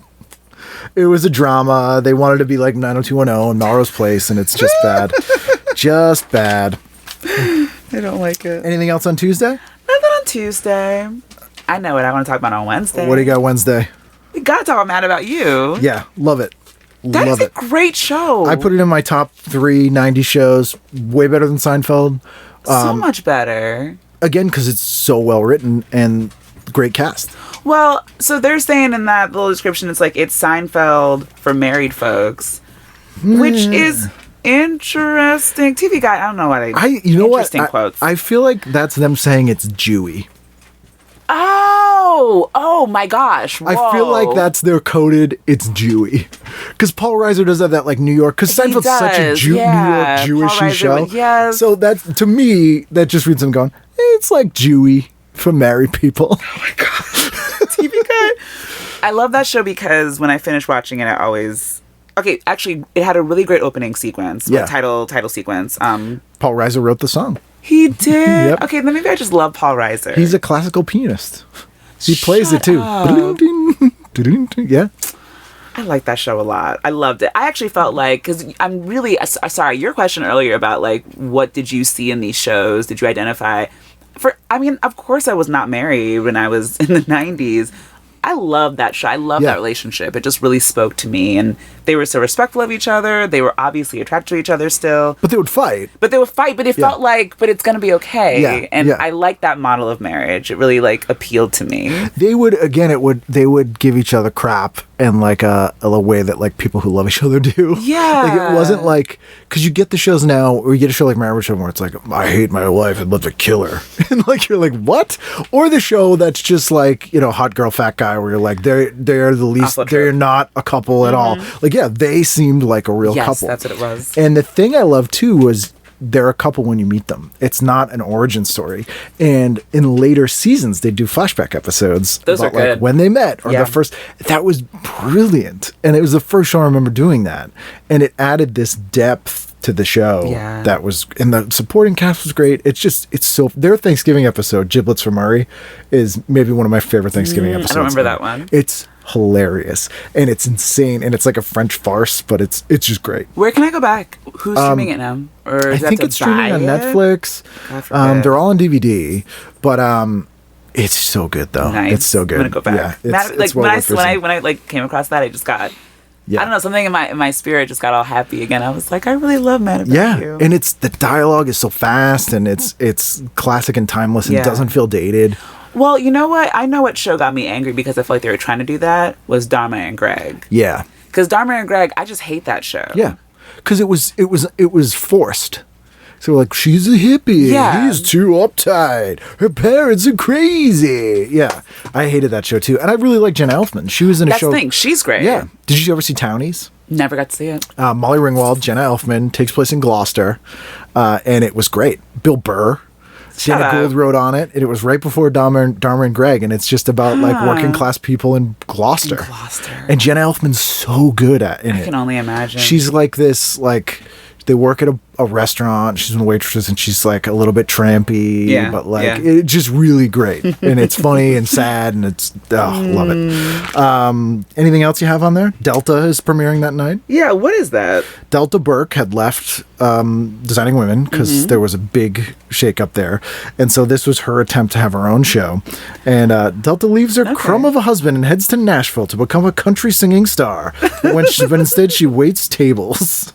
So this was the I'm gonna make it as a star show, and those are never good. No. That girl was that, and that was okay. Well, it's hard when it's singular because Nashville is such a huge hit, but that's Yeah. just a beautiful ensemble. And that's a drama. And it's a good point. Yeah, It's a drama. This was a comedy where you were like laughing at her pathetic attempts to be a singer. You know, it was like like everyone likes Delta Burke. Why would we? You know. Anything else? That's Thursday. Oh, yeah. I mean, no, Wednesday we're good. I think, like, I mean, I feel like me and TV, I tend to have a very, like, it's like one show a night. Yeah. Which I know, I say I love television, but yeah, I can only imagine that. Was it then when you were a like, kid? It was one show a night too? It was really just one show a night. It was really, I mean, like, when they did TGIF, and even SNICK, like, I would try to kind of, but I noticed myself getting tired. Yeah. And I'd just be like, no, I think I'm just gonna. Was part of that, because you said there were things you weren't allowed to watch, but was there time constrictions? Like, you only get an hour of TV, or you can't, like, bedtime's at 9? Yeah, I think bedtime was at 9. Okay. In That would retrospect make now, sense. I think that I was like, go to sleep. And then what I would do, which is why I wear glasses, I would read in the dark. Okay. Because I could not fall asleep. Yeah. So. You wouldn't be under the sheets with the flashlight kind of thing? You know, I should have just gone to CVS with like $2 and gotten got a a flashlight, reader? but I never did. Wow, so I you're, would like, in the dark. Well, what I would do is like I would like read by like the sliver of like the hallway light. Oh, like under the door. Like, well, in my house, doors were open. Okay. We did not have closed doors in our house. Oh, all right. That was a rule. That okay. there was like, it wasn't even, it was like unspoken. Okay. It was like, why would you close your door? Yeah, what are you doing in there? What are you doing in there? Yeah. So the hallway light would like wash enough light into my bedroom. Okay. All right. Still. But it was still dark. That's bad for your eyes. I know, Ken. Did anyone ever tell you that's bad for your eyes? I mean, I think you said it a few seconds ago. Martin premiered this year. Listen, I should not have been watching that show, but I loved that show. I hate to say this, and I hated it. No. Everyone thinks I'm crazy. What do you hate about it? You don't like Shanae? No, that especially Shanae. Is it because the thing is, Shanae is not a trans woman. She is a woman played by Martin Lawrence. Yeah, and that's the joke. It's the Milton Berle joke. Yeah. He's an ugly woman, laugh at it. Which Jamie Foxx did on In Living Color as well. Yes, he did. But it wasn't that I found it offensive. It just wasn't. Here's the thing. Okay. I really, really like Tisha Campbell. I mean, And I was like, Tisha. she's better. She can do better than him. I want to see a show about her. And I loved her because she was on Rags to Riches, which I loved. I don't know that. Is that Rags to Riches in after Annie was a big hit and Dirty Dancing was a big hit. They did a show that was set in the 60s about orphans who were all adopted by one guy, rich guy, Joseph Bologna, and they were also a singing group. So he went into the orphanage and went, yeah, all these teenage girls. I'll take all of them. And Tisha Campbell was one of them. It wasn't, like, in hindsight, that's creepy, but it was much more innocent. And it was, you know, 60s set, and they would sing songs and dance numbers. It was a full-on musical show. What city did it take place in? Beverly Hills.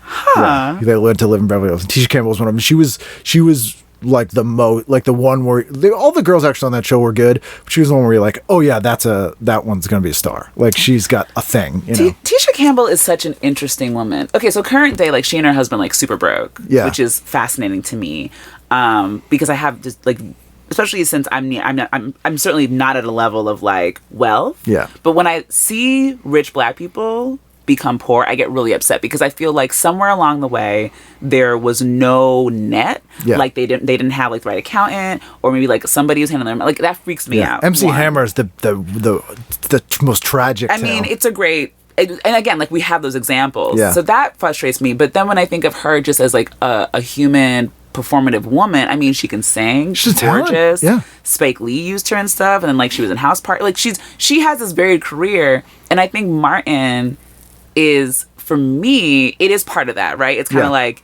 you get, and also Tashina Arnold. I mean, Tashina Arnold, Tisha, they killed it in that show. I think part of the reason she wasn't casting a lot of stuff was because she was on Martin. Because people forget, he was persona non grata. He was toxic.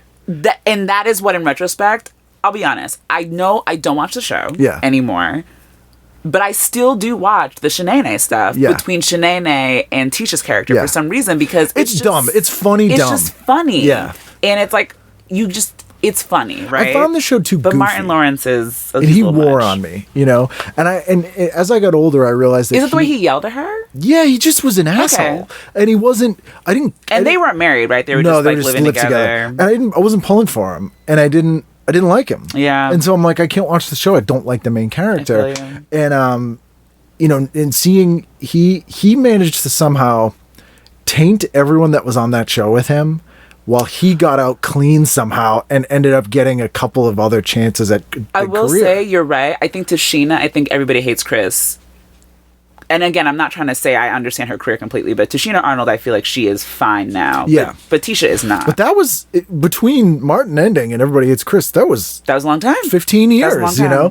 These people wouldn't cast people and stuff. And I wonder if it was because they were like, oh, she was on that show with him. She must be hard to work with. Yeah. Or whatever, you know? And I have no basis to say that, but it is weird when you look at the ensemble cast of that show, who are all good. So the legacy of the show, then, is not super great for black people. Maybe not. Let's be honest. Know. But I mean, he was the first. Was he the first? No, I mean, Cosby was a stand-up.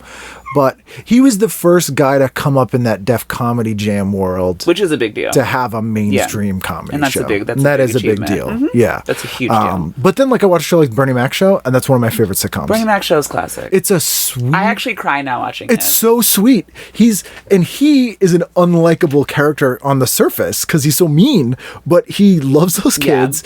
Yeah. It's a perfect tone. Yeah. Like that is such a sweet, great family show that that's even more where I'm like, you don't have to do Def Comedy Jam as your sitcom. Yeah. You can be that guy and do a sweet show. I think Bernie Mac Show is the only show that I can tell somebody, watch the pilot and you'll be great. hooked. It's like, perfect. I don't have to, like, tell them, like, oh, like, give it a little bit of time. Yeah. Like, it's when he fully says... formed. It's fully formed. When he says America and I beat those kids, I lose it because it's hilarious. It's the delivery. Yeah. But he also know that his intention is in the right place. I'm not talking about spanking. I'm literally saying that Bernie Mac, you can tell he is a good man. Yeah. Oh, yeah. I mean, there's a line when he's like, it's like, baby girl, if you throw up, I'm going to make you lie in it.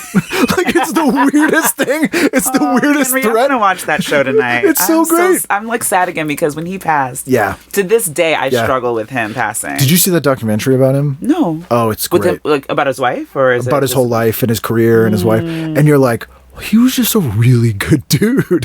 Like, he was married to the same woman forever. And when he started making money, he bought buildings in like the bad part of town he grew up in, and like refurbished stuff, and like just like reinvested in the community he came from, and was like, I'm helping people, and was just like a good dude. Like he was like, I have money and I'm gonna help people with it, and took in his, exactly like on the show, he took in his sister's kids. Like who, a lot of people wouldn't do that.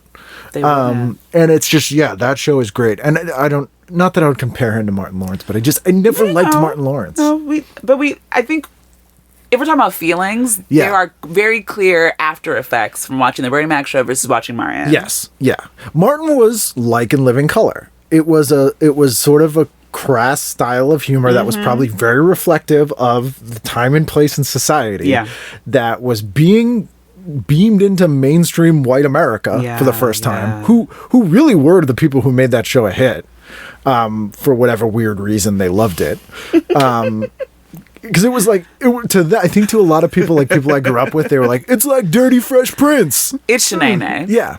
I think that there is, the trope, which it seems to be lessening a little bit, but the trope of black men playing women, which, this is a side note, but there's actually like a whole string of ugly like YouTube women, of like ugly masculine, women, let's be honest, ugly women.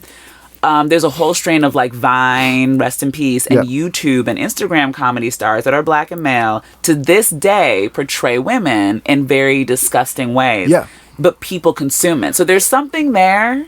And I think that on a sort of cultural analysis way, like that is something to be, and the fact that Big Mama's House was so successful, like we can't discount these things. I don't know as much as I would like to about the evolution of black humor in America, but a lot of vaudeville stuff, because that's a very old vaudeville joke.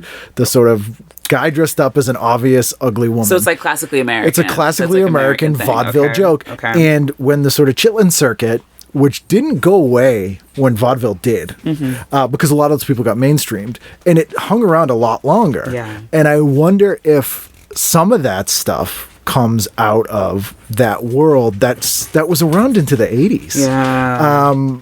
Maybe it might be a cultural there's thing. that. There's because you also something have like, like Red Fox always had those like party records and those X-rated records, and people like Rudy Ray Moore and that kind of stuff, which was, concurrently going along. I wonder if that is part of it. It has to be. Essentially, why are we laughing? Yeah. They were trying to figure out. Yeah, I think that's part of it. Or why is it still part of that, that culture? Like, why do clips humor? of that still show up on my Facebook once a year? You know what I'm saying? Where I'm kind of like, that's funny. I haven't thought about Shanae in a long time. And then now I'm like laughing again. I'm like, this is uncomfortable. It's weird. Scott Thompson has a good insight into that stuff, because he was talking about how kids in the hall, when they would dress up as women, they were pretty, which they were. Like Dave Foley looked like Isabella Rossellini. They looked really nice. Yeah. And he goes, because we were just playing the characters, and he was like, there's a humor where when men dress up as a woman, it's inherently funny for most people, because it's funny when you're punching down, in that you're less lowering the person socially by you're degrading them in a way, which is true on the social ladder. And he said that's why it's not funny when a woman dresses up as a man, because they're being lifted up. And when he which is kind of obvious if you look at like social structure, but I was like, oh, you're right. No one ever like dresses up like a man as like it's almost never used as a joke. And if it is, it's never in the same way. I can think of a Roseanne episode where she was dressed up as a guy for Halloween and people thought she was a man, which was the joke. She was in this bar because her car broke down. But it almost never happens. So is the Sean Spicer thing an exception now, historically? Where it's a woman dressing up as a man? Well, I think I would say no, because what you're doing is you're lowering his social status by making him a woman, which is the thing that pissed off Trump about it, because he's like, you make him look weak. A woman's playing him. You're lowering him, And I don't think it's super conscious, but I think some of that stuff it's a social status thing. Wow. And he was very astute, I think, at recognizing that. Yeah. Which is why he said, when we dress up as women, it's not funny because we're just dressing up like pretty women, which isn't funny to people because we're not lowering ourselves. So I was like, oh, you know what? He's right. And I hate Milton Berle, and I always did. But that was his whole shtick. He'd come out dressed as him, but with a dress on and be like, oh, I'm a lady. And it was like... Yeah. And, you know, it's interesting that stuff could still fly at all in a world where we have RuPaul. Yeah, You know, I feel you. Who's like a stunning woman. It's also really funny and always like just unflappable, you know? So you're not getting any inherent humor in the fact that, you know, it's a guy dressed as a woman. So again, someone much smarter than I could write, I'm sure, sort of thesis on this. You're doing it. You're doing it, Ken. I needed to hear this. So that premiered, the same night premiered The Heights, which was an unofficial spinoff of 90210 with Jamie Walters from Gloucester, Mass. That had the big hit song, How Do You Talk to an Angel? I don't know that song. It was a show, a drama. Sorry, Jamie Walters, is that a man or a woman? Man. He started on 90210. He was Tori Spelling's abusive boyfriend, threw her down the stairs. And they had the song that went, How do you talk to an angel? Oh my God, I love that song. Yeah, that's The Heights. That's him. Yeah, that's The Heights. Oh, that's The Heights. Yep. Okay. And Alex Desert was in it, who was, you've seen him in a ton of stuff, this guy. He was in The Flash, but he sang in a ska band called Hepcat when I was in a punk band in the 90s. And he was the singer for this band. And I knew him from The Flash and The Heights. And I was like, oh man, you're in The Flash and The Heights. Oh, shoot. Just like a super cool dude. What is he in now? He...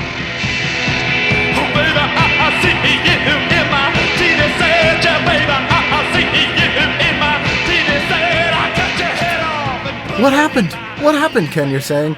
Unfortunately, and this is the first time this has ever happened, the SD card on my recorder was full. So it just stopped. And I didn't realize it till we were done, which was about 15 minutes later. So you're missing the last 15 minutes of this. You're missing my incredibly cordial and eloquent thanking of Obehi for being on the show. But you also missed a discussion of the Golden Palace and how odd that was. But more or less, you got about 90% of the show here. I didn't want to just scrap the whole show because you missed the last 10 minutes. We'll have Obehi back. We'll recreate that 10 minutes, the missing minutes of the tape like Nixon. It's a good insurance for having her back on the show. And I apologize. I have since gotten a much larger and brand new SD card so this will not happen again. I apologize in advance. In 4 years, there hasn't been that many mess ups, which I'm actually kind of proud of. I've only lost one episode. I think I've had 2 or 3 battery issues, and this is the first SD card issue. So my apologies to you, the listener, and to Obehi, the guest. I will put up links to all her social media stuff. She's based out of Brooklyn now, on tvguidancecounselor.com. You can also sign up for our mailing list there. I don't send out a ton of stuff, but if I do, you can sign up. You can buy TV Guidance Counselor merchandise, of course. You can do that at icanread.com, which is my stand-up comedy page. We got t-shirts and all kinds of fun stuff up there. If more of the pin sell, I might make another design, because those people enjoyed those last year. I also will be doing stand-up comedy. You can see my schedule there.